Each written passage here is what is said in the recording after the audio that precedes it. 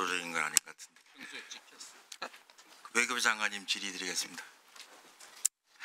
오늘 현안 보고를 통해서 정말 만시지탄의 감은 있지만 정부를 대표해서 국민들에게 사과도 하시고 그동안의 대응이 매우 부실하고 미흡했다라는 걸 인정을 하시고 또 앞으로 이렇게 하겠다 이렇게 하신 거는 다행이라고 생각을 합니다. 기본적으로. 근데 그렇다고 해도 그동안 있었던 일이 어떤 일이 있었는지 그 원인이 무엇인지 과연 누가 어떤 책임을 져야 되는지는 분명히 좀 가릴 필요가 있다 싶어서 제가 질의를 드리겠습니다.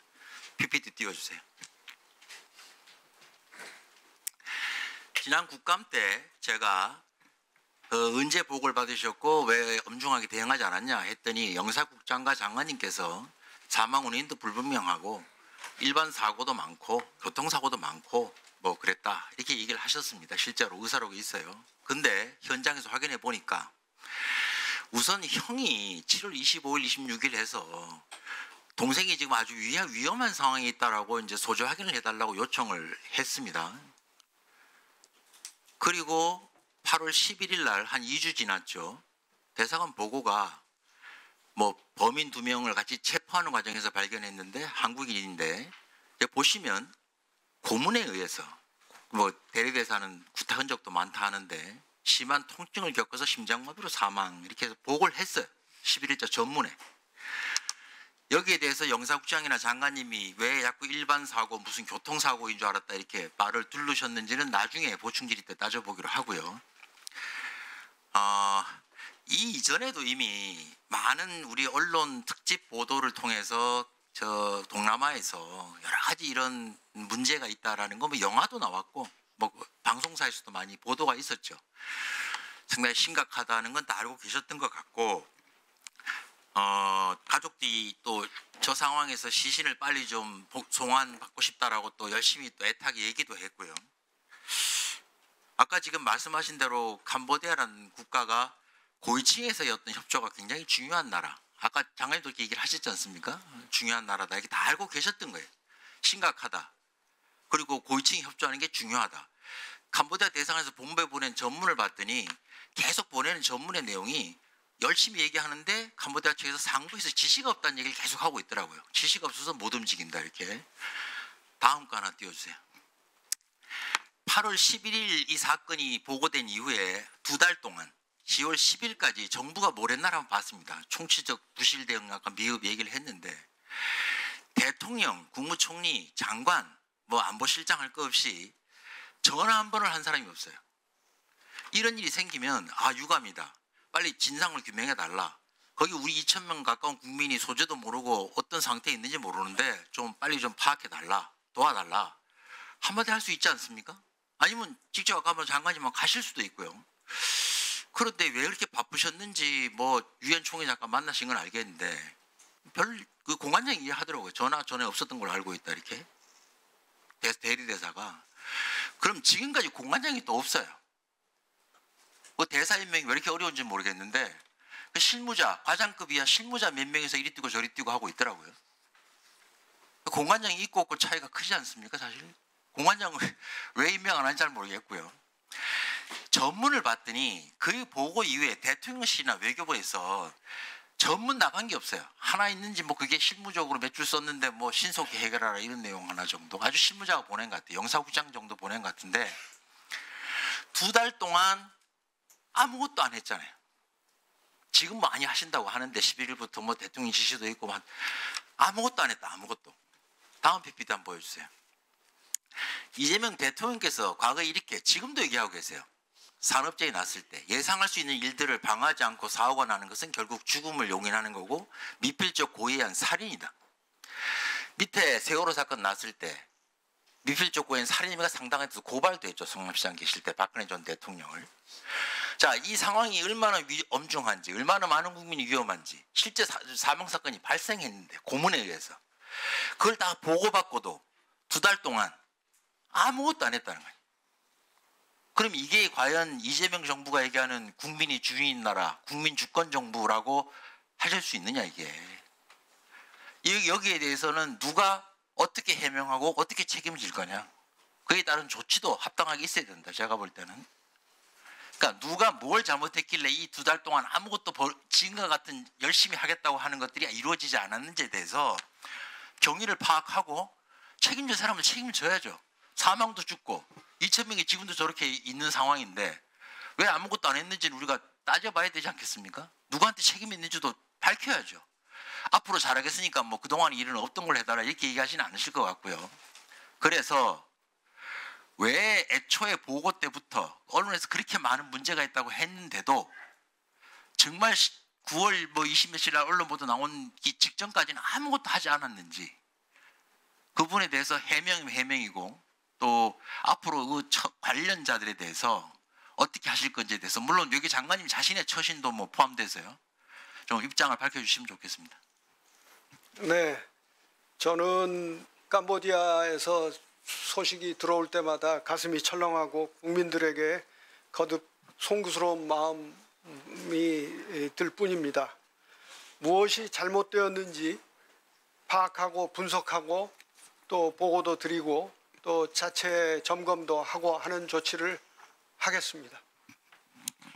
어쨌든 영사국장이 보고를 부실하게 했는지 뭐 그거야 조사해보면 나오겠지만은 장관님 스스로도 지난번에 일반 사고로 보고받았다. 전문 보고를 이렇게 얘기하셨어요. 보고를 이렇게 하셨다고 말씀을. 그러면 전체적인 책임을 지고 있는 장관님으로서 이 문제에 대해서 뭔가 책임 같은 걸 느끼시지 않습니까? 네, 책임을 깊이 절감하고 있습니다. 앞서 말씀드린 것처럼 그러한 깊이 책임을 느끼는 상태이기 때문에 아주 작은 것이지만은 어떤 일이 있으면은 다시 한번 그 충격을 받고 있습니다. 그러나 아무 일도 하지 않은 것은 아니고 그때 뉴욕에서 캄보디아 장관과 회담을 하면서 이 문제를 심각하게 거론을 했고 또 영사 대사를 파견을 했고 지금 현재 이 분야에 그 상당히 경험이 많은 현직 대사를 출장 형식으로 파견해 있다는 말씀을 드립니다. 네, 수고하셨습니다. 인유한 의원님 질의하시겠습니다. 예, 외교부 영사국장이 좀 발언대로 나와주세요. 아까 장관님께서 부실등했던 지금 인정하시고 그동안에 뭐 문제가 있었던 부분을 경위를 파악해서 본인의 처신을 포함해서 적절한 조치를 취하겠다 이렇게 얘기를 하셨기 때문에 나중에 결과를 보고 말씀드리려고 했는데 아까 영사국장 답변하는 걸 보니까 한 가지 분명히 확인하고 가야 될 사항이 있겠다 해서 지금 질문을 드리는 건데요. 영사국장님. 네. 오늘 나와서 아까 8월 11일 전문 보고를 보고 심각하다고 생각해서 서면으로 보고서를 작성해서 장관실에도 넣고 대통령실에도 보냈다 이렇게 얘기하셨죠? 네, 맞습니다. PPT 띄워주세요. 지난번 감사할 때 뭐라고 하신 거죠? 기억나십니까? 네, 기억납니다. 사망원이 분명하지 않았다. 납치말도 없었고 해외에서 발생한 사건은 교통사고도 있고 단순한 사고도 있다. 지금이랑 저 말이랑 둘 중 하나는 거짓말이잖아요. 어느 게 정말입니까? 아닙니다. 설명해 보세요 그러면. 왜냐하면 그 사망 원인이 예. 그 1차 보고회 때는 1차 보고라는 게 언제예요? 8월 11일 보고입니다. 예, 명확하게 써 있었잖아. 8월 11일 날 있었는데 예. 정확한 사망 원인은 부검이 필요했습니다. 근데 저희는 잠깐만. 지금 거기서 아까 읽어줬는데 네, 사체 상태라든가 거의 검시관이 다 보고해서 좀 다시 말하기 싫지만 명확하게 평가된다고 왔잖아요. 근데 뭐 더 추가 확인이 필요해요? 그러니까 지금 저 말이 거기서 왔던 전문 보고에서 사망원이 분명하지 않았다라고 얘기했다고 지금 하는 거예요? 예. 그럼 왜 심각하다고 또 생각했어요, 그러면? 아니 영사국장 차원에서는 사람이 죽은 사건이기 때문에 저희는 중요한 사건을 간주했기 때문에 저희는 중요성을 갖고 처리했다는 걸 말씀드립니다. 얘기한 게 거기 그 전문에서는 교통사고 단순한 사고도 있으니까 그 검시관의 판단에 대해서는 인정하지 않았다. 부검해봐야 알겠다. 이렇게. 검시관의 판단이 있지만 그거는 굉장히 1차 보고는 팩트 위주로 왔고요. 잠깐만. 그 아까 전문 다시 한번 띄워보세요. 네. 저렇게 왔잖아요. 사체 상태 수집된 정보 보호하기 검안 소견 범인 2명도 현장에 있었는데 고문의 안심은 통증 군심 사망 판단된다 이렇게 왔는데 저거를 부검하기 전에는 사망원이 불분명한 걸로 판단했다 이거예요? 영사국장 입장에서는 부검이 있어야지 그 정확한 사안을 판단하고 대응할 수 있을 거라 저는 판단을 했습니다. 왜냐하면 그 당시에 저희가 거의 한 수천 건의 보고를 받기 때문에요. 지금 여기 있는 분들이 다 그만 판단하실 거면 저걸 보고도 사망 원인이 불분명해서 별거 아닌 거로 단순 사고도 있으니 저게 부검을 해봐야 실제 원인을 아니 저거는 나는 뭐 그렇게 심각하다고 생각하지. 그때 심각하게 생각하는 원인이 뭡니까 그랬더니 그때 질문이 그거였어요. 왜 초기에 심각하게 생각하지 않았어요 그랬더니 저렇게 답한 거였어요. 아니, 그 당시엔 사망원이 분명치 않았고 저희는 이제 부검 결과를 통해서 정확한 사인을 알아야 되는 것이고요. 아까 그건 사인이 아니에요 그러면? 아니, 그거는 1차적인 소견이기 때문에 정확한 경찰과 그 결정이 저희가 알기로는 10월 20일 공동 부검 이후에 이제 결론이 난 거기 때문에 국장 입장에서는 그럼 지금 왜 이렇게 심각하게 생각해요? 그때 9월 달에는 부검 결과도 안 나왔는데? 아니 취업 사기란 전체적으로 굉장히 중요한 사건이었고 그다음에 이 사건도 제가 볼 때는요. 예. 지금 보니까 뭔가 거짓말을 하고 억지로 갖다 맞추고 초기에 부실 대응을 감추려고 얼버무렸다가 지금 다시 뭐 심각하게 했고 보고 열심히 했다고 지금 막 이렇게 더 얘기를 하고 계신 것 같은데 상식적으로 받아들이기에 저걸 보고도 뭐 사망 원인이 불분명했다. 뒤에 교통사고 단순 사고는 왜 이야기하셨어요 그러면? 그때 부검해봐야 합니다라고 얘기하셨어야 될 거 아니에요. 전문은 이렇게 왔는데 그것만으로는 부족하고 이렇게 부검해봐야 확실히 아니까 그때 가서 이거 우리가 보려고 했다라도 그런 말로 안 하고 엉뚱하게 사람들 이상한 말처럼 교통사고 단순사고 얘기를 왜 하세요? 아니요. 그때 뭐 납치 사건이다 그렇게 얘기를 하셔서 제가 그 부분은 없었다고 그러니까 얘기를 하고 그때 질문에 답할 때 지금 그렇게 얘기 안 하셨잖아요. 이렇게 보고가 왔는데 1차라서 이거는 부검해봐야 원인을 알기 때문에 현재로서는 판단 안 하고 있습니다라고 얘기하셨어야 되잖아요. 그 당시엔 제가 기억이 정확치 않다고 아니, 말씀드리면서 제가 말씀드렸습니다. 저런 보고를 받고 기억이 정확하지 않다라는 건 지금 이해가 됩니까? 저런 글을 읽었는데 기억이 잘 안 나요? 이것도 저희가 납득이 됩니까 지금? 영사국장 입장에서는 왜냐면 제가요 10월 14일 저도 외교부 근무해봤고 제가 일할 때 밤 10시에 전문이 왔는데 하도 심각해서 장관께 건의드려서 다음날 새벽에 관계장관 회의를 연 적도 있어요. 이 전문이 4,000개 이상 오기 때문에 영사보호과장하고 영사국장의 초기 판단이 얼마나 중요하냐는 거고 장관님도 그 보고를 받는 입장인데 지금 말씀하시던 그때 말 갖다 돌려서 이렇게 막 맞추고 그러니까 2달 동안 이런 일이 생긴 거 아닙니까? 지금 본인이 가장 이 문제의 핵심 잘못한 사람이에요. 실제로. 초기부터 아무런 조치가 못된 가장 책임이 영사보호과장이랑 당신한테 있다. 근데 지금도 나는 할 일 다 했다고 저렇게 부검 나오기 전까지 사망 원인도 알 수가 없었다. 이런 식의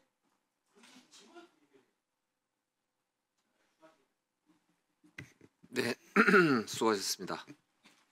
자, 다음에 이재정 의원님 질의하시겠습니다.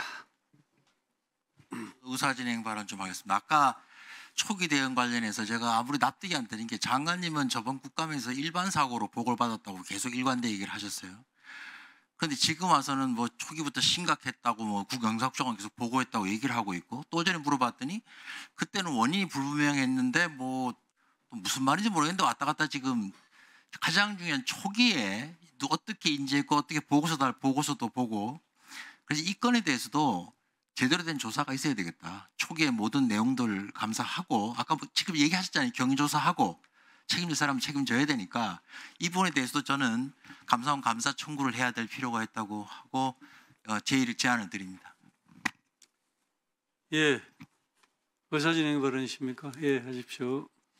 예, 계속돼서 하는데 아까 우리 김건희님 얘기한 대로 뭐 좋은 지적을 하셨는데 저도 이 전문을 보면서 놀란 게 예전에는 장차관 대통령실 기본으로 다 들어가 있던 수신처였는데 이번에 보니까 관련 실국과 정도만 나갔더라고요. 전문이. 그리고 오는 것 보니까 대호해서 7월 31일자 전문에 대해서만 답이 나가고 신원 소재 확인하라는 거.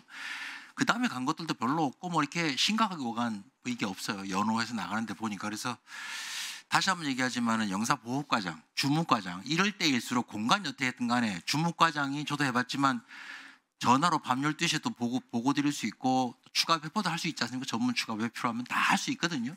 근데 그 사람이 1차 판단, 국장이 결국엔 그걸 다시 어떻게 판단하냐에 따라 이게 완전히 가는 길이 달라지는 건데 이 부분은 전혀 그 부분에서 너무 안일했다. 아까 답변도 보니까 뭐 책임 면하는데 급급한 것 같은데 그러니까 내 얘기가 지금 이게 이 사태까지 온 게 아니냐 생각을 다시 한번 하고요. 다만 장관님께서 정확한 경위를 조사하고 필요한 뭐 책임을 묻겠다고 하시니까 그거에 대해서는 장관님 말 더 이상 제가 이 부분은 얘기하지 않을 텐데 위증에 대한 부분이나 감사원 감사 부분은 위원회에서 논의해서 정하게 될 거다라는 말씀을 드리고요.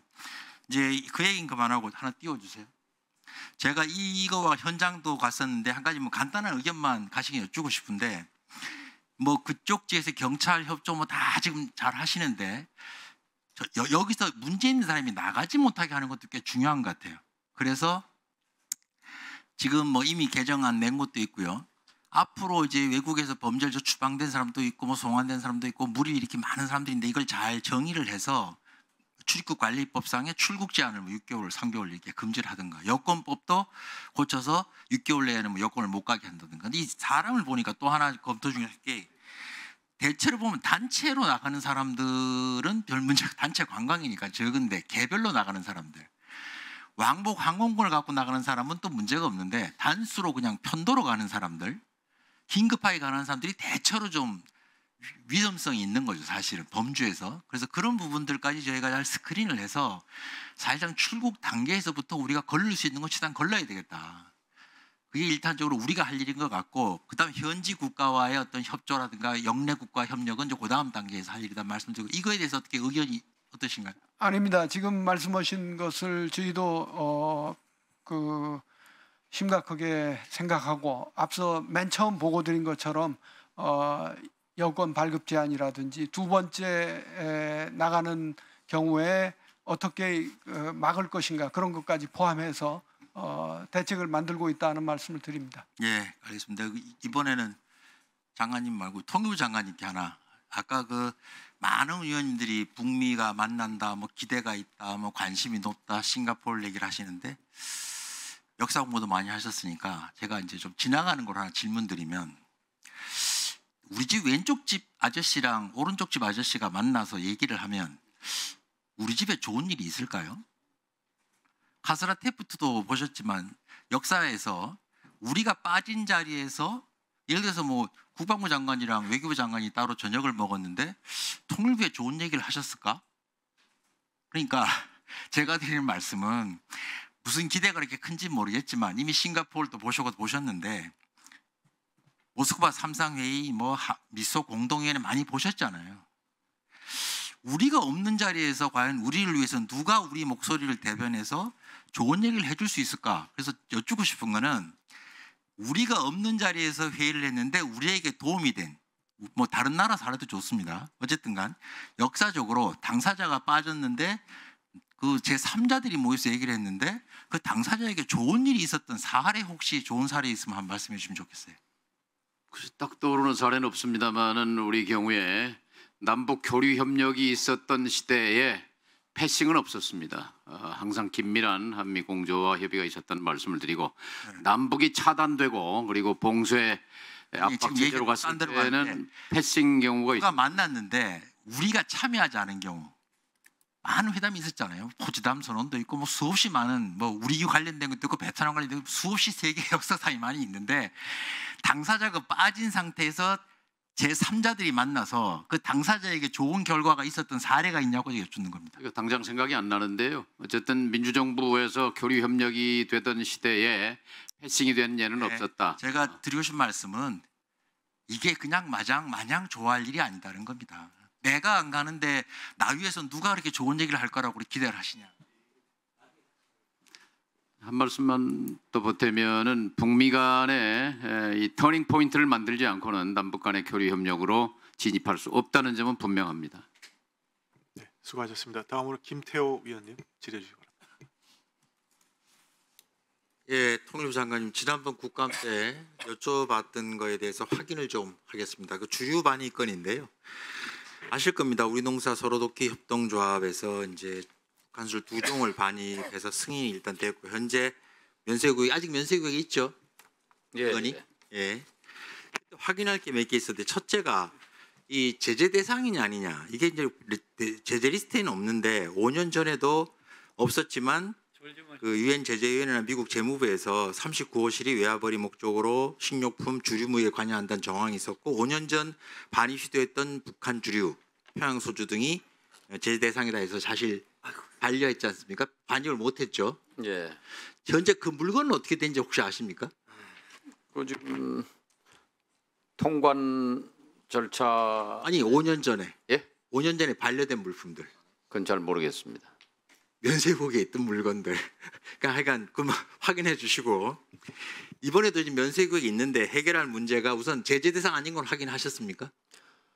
예, 그 상대 그때는 이제 아까 금방 말씀한 게 제재 대상이라는 게 반려됐는데 이번에 그 상명무역이라는 데는 제재 대상은 아닌 걸로 그렇게 확인. 5년 전에도 아니라고 했는데 알고 보니 39실 산하다 해가지고 그게 반려됐던 건이거든요. 그러니까 그 부분에 대해서 한 번 더 제가 확인해 드려 주시면 좋겠고 두 번째는 이게 물건 실은 게 대련이라고 실수라고 하는데 DA라고 써 있지 않습니까? 선적지가. 예, 그럼 이게 남포가 아니고 대련에서 환적됐을 가능성이 있는데 그거에 대해서 혹시 북한에서 실어서 바로 거쳐 나오는 거라는 것도 확인하신 거죠? 환적된 물건 아니다. 그러니까 반입 승인서에 DA에 돼 있거든요. 대련이라고. 예. 실은 데가. 그럼 그게 환적된 물건이라고 일단 의심하는 게 정상이잖아요. 그죠? 이게 남포에서 실었으면 남포라고 써야죠. 그러니까 저번에 이걸 여쭤봤는데 한번 확인해 주십사 하고 그리고 아까 말한 대로 식약처가 관세청이 지금 원산지 확인이라든가 식품 안전에 대해서 요구하고 있는 조건들이 있지 않습니까? 이거에 대해서 어떻게 처리해 나가실 생각인지를 좀 말씀해 주시기 바랍니다. 그래서 식약처와 지금 TF를 구성해서 식약처, 관세청, 국정원, 통일부 등이 이 문제를 어떻게 처리할 것인가에 대해서 지금 곧 논의를 시작할 겁니다. 왜냐하면 식약처에서는 2016년도에 그 수입식품에 대한 법률이 바뀌어서 말하자면 그 현지 실사를 한다든지 뭐 공장 등록증을 첨부한다든지 이런 조건이 붙었기 때문에 현재 상태로 통과는 좀 어려운 상황입니다. 그래서 TF를 만들어서 거기서 논의해서 결정할 생각입니다. 알겠습니다. 하시죠. 예, 수고하셨습니다. 예, 차지호 의원님 질의하시겠습니다.